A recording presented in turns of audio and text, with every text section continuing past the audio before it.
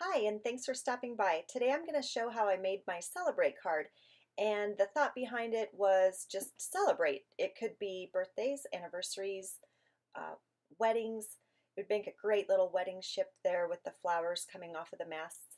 Uh, just kind of a fun all-around card that I could make several of and have for many different occasions. Even a bookmark would be adorable, so I just had to take a little picture of it being a bookmark.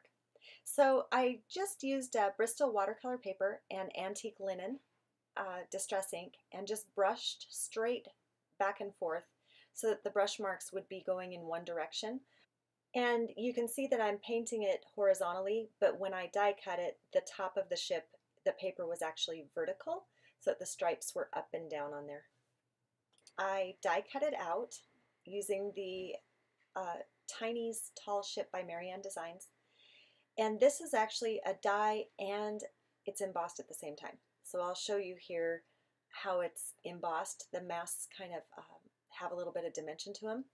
But when I first die cut it, it didn't have that dimension. It just kind of cut the outline. So I needed to run it through the Big Shot again.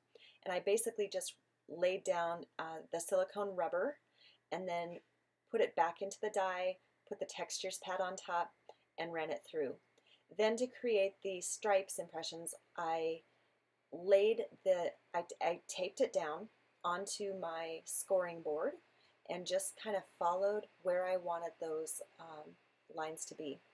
And then I went in again with antique linen and just kind of started working my way around. I used antique linen and walnut stain to kind of create the mass. And I'm using a little finger dauber. It's from Heartfelt Creations, and they are fabulous.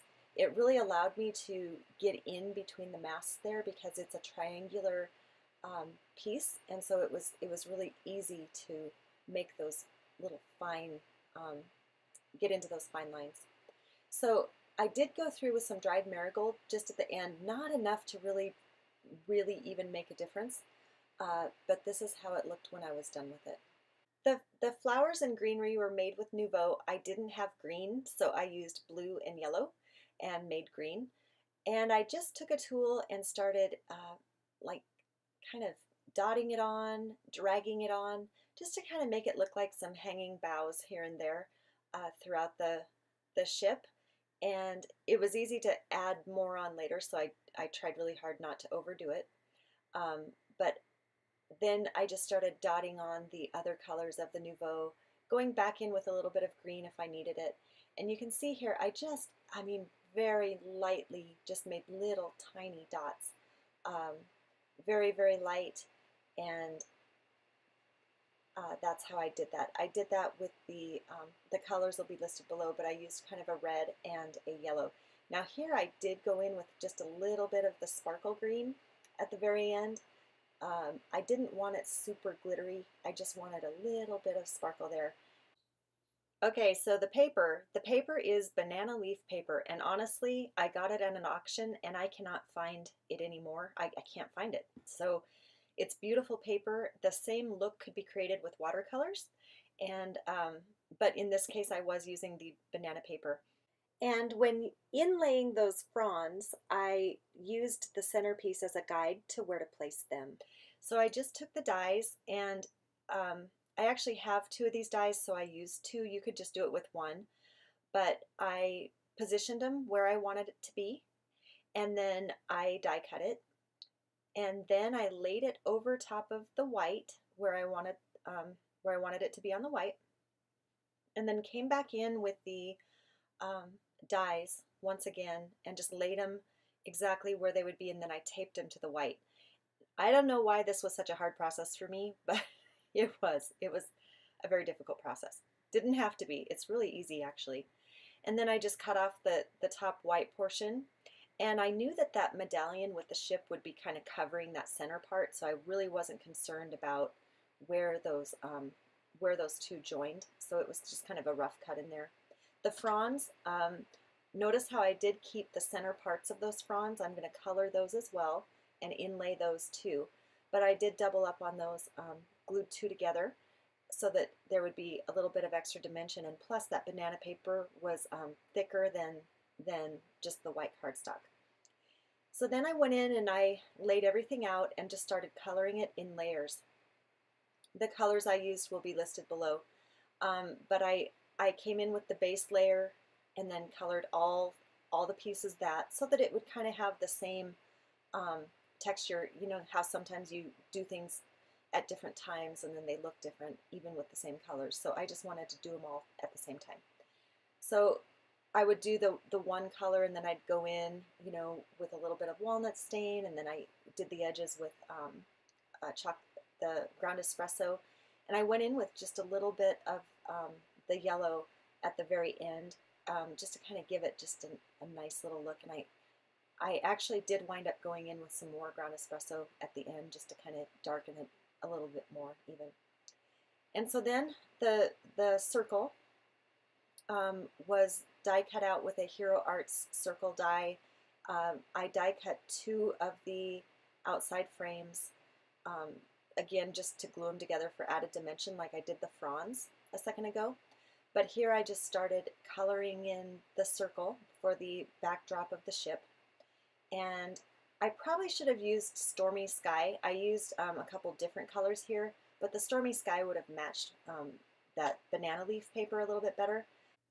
But that's okay, it worked out fine.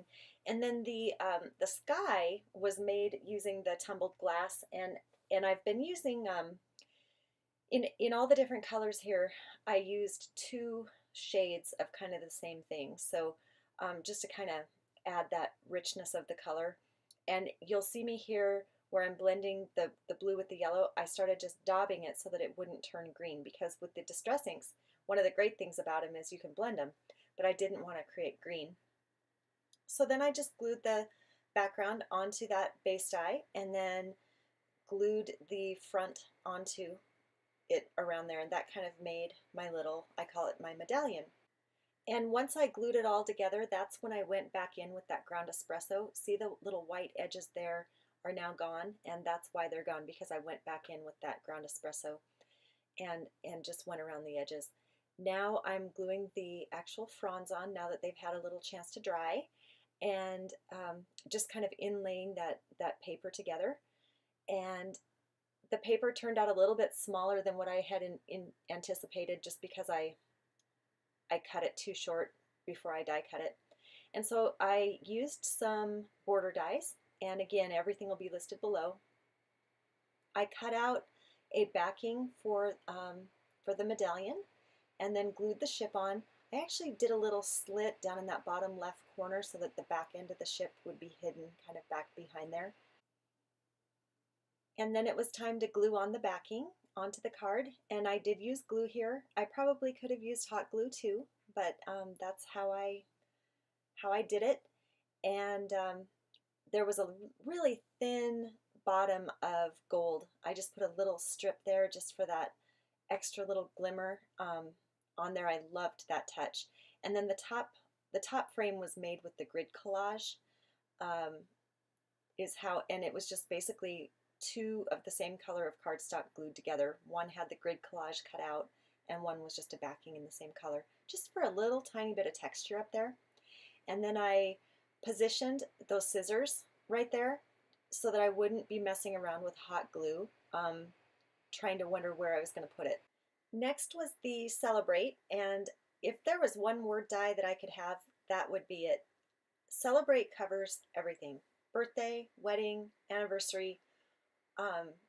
What a great word die. I love the Celebrate.